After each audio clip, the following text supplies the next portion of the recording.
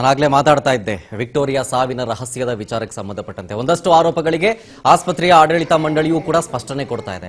ಜೊತೆಗೆ ನಾನು ಅದೇ ಹೇಳ್ತಿದ್ದು ಆಗಿದ್ದೇನು ಅಂತೇಳಿ ಶರ್ಲಿ ಅವರು ಹೇಳ್ತಾ ಇದ್ರು. ಮನೇಲಿ ಏನೇನಾಯ್ತು, ಯಾವ ರೀತಿಯಾಗಿ ಟ್ರೀಟ್ಮೆಂಟ್ ಕೊಟ್ಟಿದ್ರು, ಬ್ಲೀಡಿಂಗ್ ಆಗ್ತಾ ಇತ್ತು ಅಂತಾನೂ ಕೂಡ ಹೇಳ್ತಾ ಇದ್ರು. ಅಕ್ಕಪಕ್ಕದವರು ಕೂಡ ಮಾತನಾಡಿದ್ರು.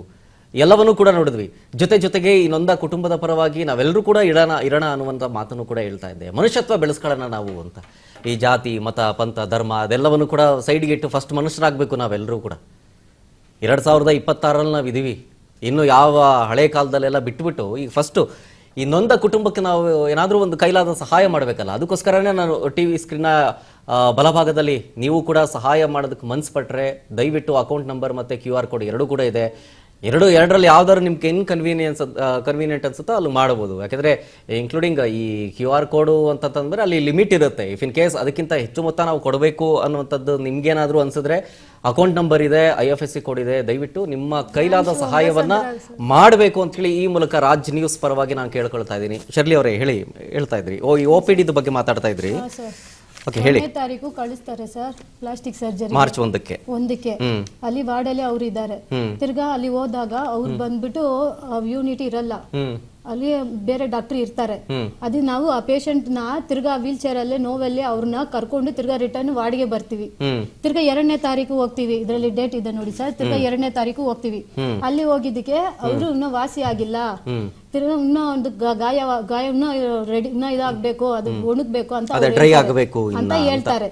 ಆದ್ರೆ ಇವ್ರು ಬಂದ್ಬಿಟ್ಟು ಆಗಿದೆ ಹೋಗಿ ಅಲ್ಲಿ ಪ್ಲಾಸ್ಟಿಕ್ ಸರ್ಜರಿ ಅಂತ ಇವ್ರು ಕಳಿಸ್ತಾನೆ ಇದ್ದಾರೆ.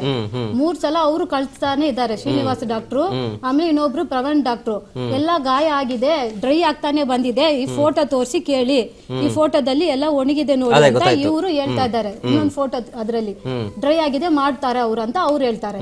ಇವ್ರು ಹೇಳ್ತಾರೆ ಇದು ಇನ್ನೂ ಡ್ರೈ ಆಗಿಲ್ಲ ಅಂತ, ಇನ್ನೂ ಅದು ವಾಸಿ ಆಗ್ಬೇಕಂತ ಇವ್ರು ಕಳಿಸ್ತಾರೆ. ಈ ಪ್ಲಾಸ್ಟಿಕ್ ಸರ್ಜರಿ ಎಲ್ಲ 4 ಸಲ ಹೋಗಿದೀವಿ ಸರ್. ಇವರು ಈ ಕಡೆಯಿಂದಾನೆ ಕಳಿಸ್ತಾ ಇದ್ದಾರೆ, ಅವರು ಆ ಕಡೆಯಿಂದಾನೆ ಕಳಿಸ್ತಾ ಇರ್ತಾರೆ. ನೀವು ಕೇಳಲಿಲ್ವಾ ಅಲ್ಲೋದ್ರೆ ವಾಪಸ್ ಕಳಿಸ್ತಿದ್ದಾರೆ? ನಾವು ಪ್ಲಾಸ್ಟಿಕ್ ಸರ್ಜರಿ ಅವ್ರ ಡಾಕ್ಟರ್ ಹತ್ರನೂ ಕೇಳಿದ್ವಿ. ಇಲ್ಲಿ ಅವ್ರ ಡಾಕ್ಟರ್ ಇಂದಾನೆ ವಾಸಿ ಆಗುತ್ತೆ ಅಂತ ಹೇಳ್ತಾ ಇದಾರೆ ಮೇಡಮ್, ಎಲ್ಲ ಒಣಗು ಇದ್ರಲ್ಲಿ ಮಾಡ್ಬೋದು ಅಂತ ಹೇಳ್ತಾ ಇದಾರೆ. ದಯವಿಟ್ಟು ಮಾಡ್ಕೊಳ್ಳಿ ಮೇಡಮ್. 4 ಮಗುಗೆ ಎತ್ಕೊಂಡೆ ಹೋಗಿದ್ದೆ, ಮಕ್ಳು ಇದ್ದಾರೆ, ಹಿಂಗೆ ಮೇಡಮ್ ಮನೆ ಬ್ರದರ್ ಅಥವಾ ನಿಮ್ಮ ತಂದೆ ಅವ್ರು ಯಾರು ಸ್ವಲ್ಪ ದಬಾಯಿಸ್ಬೇಕಾಗಿತ್ತು, ಅಟ್ಲೀಸ್ಟ್ ಅವಾಗ್ಲಾದ್ರು ನಾವು ದಬಾಯಿಸ್ಬೇಕಾಗಿತ್ತು ಅವಾಗ. ಅಲ್ಲಿ ಒಬ್ರೆ ಅಲ್ಲಿ ಹೋಗಕ್ಕೆ ಅಂತ ಅಲ್ಲಿ ಆಯ್ಮಗಳಿರ್ತಾರಲ್ಲ ಸರ್, ಪೇಷಂಟ್ ಜೊತೆಗೆ ಒಬ್ರೆ ಅಟೆಂಡರ್ ಹೋಗ್ಬೇಕು, ಮಕ್ಕಳು ಕೂಡ ಅಲೌಡ್ ಇಲ್ಲ ಅಂತ ಹೇಳ್ತಾ ಇದ್ರು. ಆ ಚಿಕ್ಕ ಮಗು ಅಂತ ನನ್ ಬಿಟ್ಟಿದ್ರು. ಈ ಮಕ್ಕಳು ಕೂಡ ಒಳಗಡೆ ಬಿಟ್ಟಿಲ್ಲ ಮಾತಾಡಕ್ಕೆ. ನಮ್ಮ ಅಪ್ಪ ನನ್ನ ತಮ್ಮನ ಕೂಡ ಮಾತಾಡಕ್ಕೆ ಅಲ್ಲಿ ಬಿಟ್ಟಿಲ್ಲ. ಅಲ್ಲಿ ಪ್ಲಾಸ್ಟಿಕ್ ಸರ್ಜರಿ ಆ ಡಾಕ್ಟರ್ ಹೆಸರು ಫಾತಿಮಾ. ಆ ಡಾಕ್ಟರ್ ಹತ್ರ ನಾವು ಕೇಳ್ತೀನಿ, ಮೇಡಮ್ ಹೆಂಗಾದ್ರೂ ಅಡ್ಮಿಟ್ ಮಾಡ್ಕೊಳ್ಳಿ ಮೇಡಮ್. ಅಲ್ಲಿ ನೋಡಿದ್ರೆ ಅವ್ರು ಓಡಿಸ್ತಾ ಇದ್ದಾರೆ, ಇಲ್ಲಿ ನೋಡಿದ್ರೆ ನೀವು ಈ ತರ ಮಾಡ್ತಾ ಇದೀರಾ, ದಯವಿಟ್ಟು ಅಂತ ಕಾಲಿಗೆ ಬಿದ್ಬಿಟ್ಟೆ ಸರ್ ಮಗುಗೆ ಇಟ್ಕೊಂಡು. ಆ ಡಾಕ್ಟರ್ಗೆ ನಾನು ನೇರಾಗಿ ಕೇಳ್ತೀನಿ ಸರ್, ಈ ತರ ನಾನು ಬಿದ್ನಾ ಇಲ್ವಾ ಅಂತ. ಅಲ್ಲಿದ್ದ ಆ ಸೆಕ್ಯೂರಿಟಿ ಎಲ್ಲ ನೋಡಿ ಪಾಪ ಅಂದ, ನಾನು ಹಿಂದೆ ಲೈನ್ ಅಲ್ಲಿ ನಿಂತಿದ್ದು ಅವರೆಲ್ಲ ಹೇಳಿ ನನ್ಗೆ ಮುಂದೆ ಕಳಿಸ್ಬಿಟ್ಟಿದ್ರು. ಆಯ್ಮಗಳೆಲ್ಲ ಸೇರಿ ಮುಂದೆ ಹೋಗಿ ಅಮ್ಮ ಅಂತ. ಹಿಂದೆ ನನ್ನ ಹಿಂದೆ 10 ಜನ ಇದ್ರು. ಅವ್ರು ಡಾಕ್ಟರ್ ಕಾಲ್ಗೆನೆ ಬಿದ್ಬಿಟ್ಟೆ, ದಯವಿಟ್ಟು ಅಡ್ಮಿಟ್ ಮಾಡ್ಕೊಳ್ಳಿ ಅಂದ್ರೆ ಅಡ್ಮಿಟ್ ಮಾಡ್ಕೊಂಡು ನಾನು ಏನಮ್ಮ ಮಾಡ್ಲಿ. ಭರತ್ ಸರ್ ಏನ್ ಗೊತ್ತಾ, ಈ ರೀತಿ ಹಾಸ್ಪಿಟಲ್ಗಳಲ್ಲಿ ಕೇವಲ ಶರ್ಲಿ ಅವರ ಕೇಸ್ ವಿಚಾರ ಅಷ್ಟೇ ಅಲ್ಲ, ಎಷ್ಟೋ ಆಗುತ್ತೆ ದಿನಕ್ಕೆ. ಯಾವುದು ನಿಮಗೆ ಫ್ರಂಟ್ ಲೈನ್ಗೆ ಬರೋದಿಲ್ಲ, ಕೆಲವೊಂದು ಅಲ್ಲಲ್ಲೇ ಮುಚ್ಚೋಗ್ಬಿಡ್ತವೆ. ಆದರೆ ಈ ರೀತಿಯಾಗಿ ಎಲ್ಲ ಈಗ ಫಾರ್ ಎಕ್ಸಾಂಪಲ್ ಎಲ್ಲೋ ಕಳ್ತನ ಆಯಿತು, ಕೊಲೆ ಆಯಿತು ಅಂದರೆ ನಾವು ಹೆಂಗೆ ಪೊಲೀಸಿಗೆ ಫೋನ್ ಮಾಡಿ ಇಮಿಡಿಯೇಟ್ ಆ್ಯಕ್ಷನ್ ತಗೊಳ್ಳೋದಕ್ಕೆ ನಾವು ಇದು ಮಾಡ್ತೀವೋ, ಹಾಗೆ ಆಸ್ಪತ್ರೆಯಲ್ಲೂ ಈ ರೀತಿಯಾಗಿ ನಿರ್ಲಕ್ಷ್ಯ ತೋರಿಸ್ತಾ ಇದ್ದಾರೆ ಅಂತ ಹೇಳಿದಾಗ ಇಂಥ ಬಡವ್ರಿಗೂ ಕೂಡ ರೀಚ್ ಆಗುವಂಥದ್ದು ಏನಾದರೂ ಒಂದು ಹೆಲ್ಪ್ ಲೈನ್ ಇರಬೇಕು. With in a fraction of second. ಈಗ ಹಿಂಗಾಯ್ತು ಅಂತ ಅವತ್ತು ಆ ರೀತಿಯಾಗಿ ವ್ಯವಸ್ಥೆ ಇದ್ದಿದ್ದರೆ ಶರ್ಲಿ ಅವರು ಫೋನ್ ಮಾಡಿ ಹಿಂಗೆ ಆಸ್ಪತ್ರೆಯಲ್ಲಿ ಹಿಂಗೆ ನಮಗೆ ಸರಿಯಾಗಿ ಕಮ್ಯುನಿಕೇಷನ್ ಮಾಡ್ತಿಲ್ಲ, ನಮಗೆ ತೊಂದರೆ ಆಗ್ತಾ ಇದೆ, ಇಲ್ಲಿ ಡಾಕ್ಟರ್ ಆಗಲಿ ಅಥವಾ ಸಿಬ್ಬಂದಿಗಳಾಗಲಿ ಯಾರು ನಮ್ಗೆ ರೆಸ್ಪಾನ್ಸ್ ಮಾಡ್ತಿಲ್ಲ ಅಂತ ಇವರು ಕಂಪ್ಲೇಂಟ್ ಕೊಟ್ಟಿದ್ರೆ ಇಮಿಡಿಯೇಟ್ ಆಕ್ಷನ್ ರೀತಿಯಾಗಿ ಯಾವುದೋ ಒಂದು ಸ್ಕ್ವಾಡ್ ರೀತಿಯಾಗಿ ರಚನೆ ಮಾಡೋದು, ಈ ರೀತಿಯಾದಂಥ ಒಂದು ವ್ಯವಸ್ಥೆ ಬಗ್ಗೆ ನಿಮ್ಮ ಅಭಿಪ್ರಾಯ ಸರ್? ಸರ್, ಈಗ ಮೊದಲನೇದಾಗಿ ನೀವು ಹೇಳಿದ್ಮೇಲೆ ಈಗ ಇವ್ರಿಗೆ ನ್ಯಾಯ ಕೊಡಿಸೋವಂಥದ್ದು ಅದು ಒಂದು ಪಕ್ಕಕ್ಕಿಟ್ಟು, ಈಗ ಮಾನವೀಯತೆಯಿಂದ ಈಗ ನಾನು ನೋಡಿದೆ 4 ಮಕ್ಕಳು, ಚಿಕ್ಕ ಮಕ್ಕಳು, ಅದು ನೋಡಿ ನಾನು ಇಮಿಡಿಯೇಟ್ ಆಗಿ QR ಕೋಡ್ ತಗೊಂಡು ನಾನೇ ಸ್ಕ್ಯಾನ್ ಮಾಡ್ಬಿಟ್ಟೆ. Super sir. ಸೊ ನಾನು ಎಲ್ಲ ನನ್ನ ವೈದ್ಯಕೀಯ ಮಿತ್ರರಲ್ಲಿ ಇಡೀ ರಾಜ್ಯಾದ್ಯಂತ ರಿಜಿಸ್ಟರ್ ಆಗಿರೋಂಥ ಎಲ್ಲ ವೈದ್ಯರಲ್ಲಿ ಈ ತಾಯಿ ಪಾಪ ಚಿಕ್ಕ ಮಕ್ಕಳು, 4 ತಿಂಗಳ ಮಗು, 2 ವರ್ಷದ ಮಗು ಇಲ್ಲೇ ಇದಾರೆ.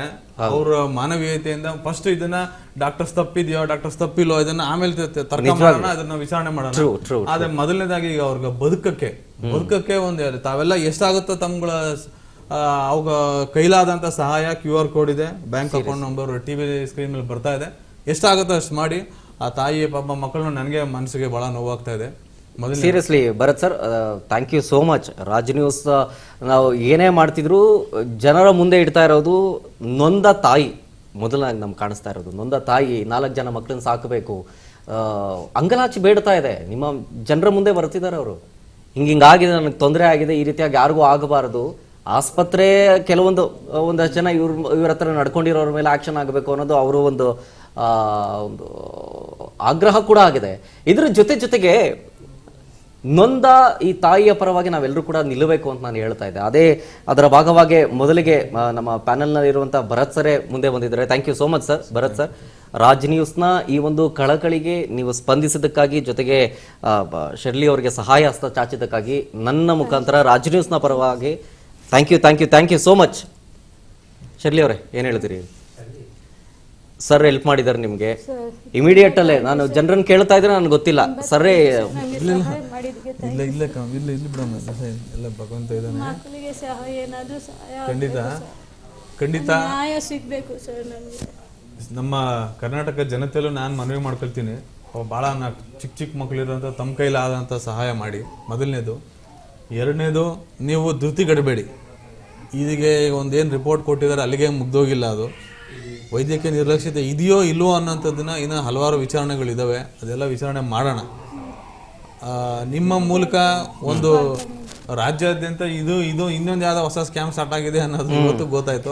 ಅದು ನಾವು ಈ ಡೆತ್ ಸರ್ಟಿಫಿಕೇಟ್ ಈ ತರ ಎಲ್ಲ ಅದ್ರ ಬಗ್ಗೆ ನಾವು ವಿಚಾರಣೆ ಮಾಡ್ತೀವಿ. ಖಂಡಿತ ನೀವು ಯಾವುದೇ ತರ ಧೃತಿಗೆಡಬೇಡಿ. ಆಮೇಲೆ ಈ ತರ ಆದಂತ ಸಂದರ್ಭದಲ್ಲಿ ಈಗ ನೀವು ಕೇಳಿದ್ರೆ ಇಮಿಡಿಯೇಟ್ ಆಗಿ ಏನ್ ಮಾಡ್ಬೋದು, ಯಾವುದೇ ಆಸ್ಪತ್ರೆಯಲ್ಲೂ ಈಗ ಹೆಂಗೆ ಪೊಲೀಸ್ ಸ್ಟೇಷನ್ಗಳಲ್ಲಿ ಹೇಗೆ ಬೋರ್ಡ್ಗಳಲ್ಲಿ inspector number, police inspector number ಎಲ್ಲ ನಂಬರ್ ಹಾಕಿರ್ತಾರೋ, ಅದೇ ರೀತಿ ಎಲ್ಲ ಗೌರ್ಮೆಂಟ್ ಆಸ್ಪತ್ರೆಯಲ್ಲೂ ಸಹ ಅಲ್ಲಿರೋಂಥ ಮೆಡಿಕಲ್ ಸೂಪರ್ಡೆಂಟ್ ನಂಬರ್, ಯಾಕಂದ್ರೆ ಗೌರ್ಮೆಂಟ್ ಆಸ್ಪತ್ರೆಯಲ್ಲಿ ಮೆಡಿಕಲ್ ಸೂಪರ್ಡೆಂಟ್ ನಂಬರ್ ಇವರೆಲ್ಲ ನಂಬರ್ಗಳನ್ನ ಡಿಸ್ಪ್ಲೇ ಮಾಡಿರ್ತಾರೆ.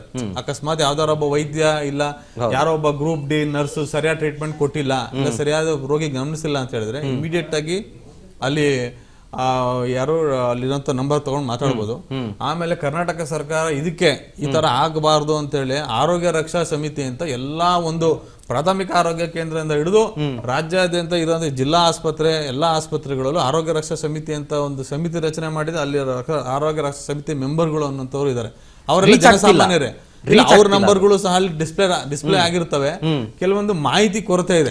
ಮಾಹಿತಿ ಕೊರತೆ ಇರೋದ್ರಿಂದ ಪಾಪ ಇಂಥ ಸಂದರ್ಭದಲ್ಲಿ ಅವ್ರಗಳಿಗೆ ಸಡನ್ ಆಗಿ ರೀಚ್ ಆಗಕ್ಕೆ ಆಗೋದಿಲ್ಲ. ಸರ್, ಏನ್ ಗೊತ್ತಾ, ಫಸ್ಟ್ ಆಫ್ ಆಲ್ ಈ ವ್ಯವಸ್ಥೆಗೆ ಜನರ ಸಪೋರ್ಟ್ ಕೂಡ ಬೇಕಾಗುತ್ತೆ. ಈಗ ಈ ರೀತಿಯಾಗಿದೆ. ಈಗ